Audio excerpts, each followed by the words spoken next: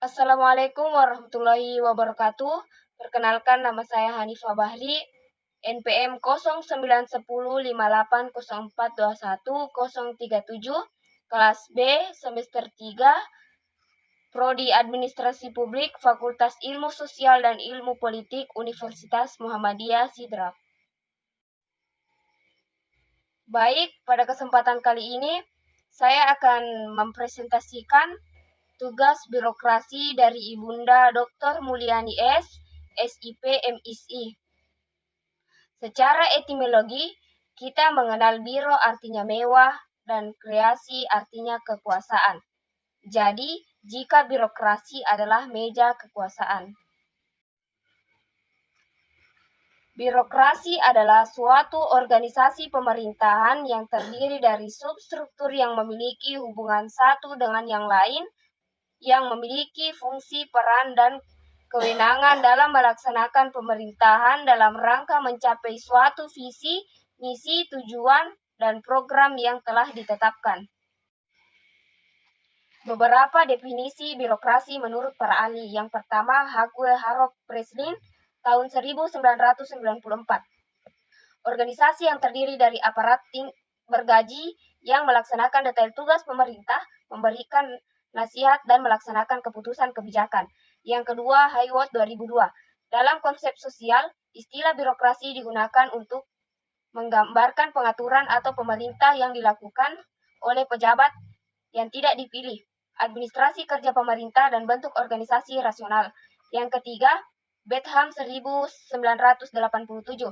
Institusi yang berada pada sektor negara yang memiliki karakteristik adanya kewajiban, memiliki kehubungan dengan hukum, dan berhubungan dengan pertanggungjawaban kepada publik dalam menjalankan tugasnya.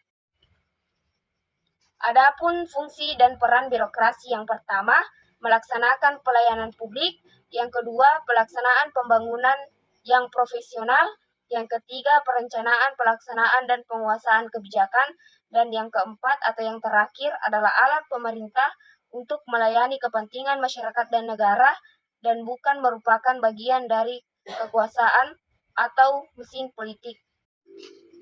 Kewenangan birokrasi adalah kewenangan formal yang dimiliki dengan legitimasi atau pembenaran atau pengakuan produk hukum, bukan dengan legitimasi politik. Tujuan birokrasi yaitu 1. Sejalan dengan tujuan pemerintah. 2. Melaksanakan kegiatan dan program demi tercapainya pemerintah dan negara. Yang ketiga, melayani masyarakat dan melaksanakan pembangunan dengan netral dan profesional. Dan yang keempat, menjalankan manajemen pemerintahan mulai dari pengawasan, evaluasi, koordinasi, dan lain-lain.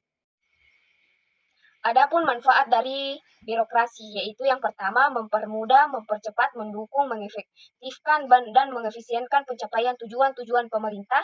Yang kedua, memudahkan masyarakat dan pihak berkepentingan untuk memperoleh layanan dan perlindungan. Yang ketiga, menjamin keberlangsungan pemerintah dan politik suatu negara. Birokrasi dalam perspektif administrasi politik, badan atau organisasi pemerintahan yang melaksanakan pelayanan publik yang profesional, efektif, efisien, dan produktif, melaksanakan tugas dan sesuai dengan aturan.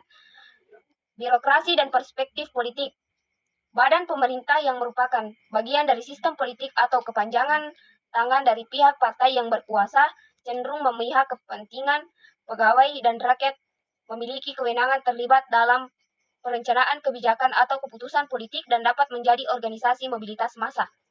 Yang terakhir, birokrasi dalam perspektif pemerintahan.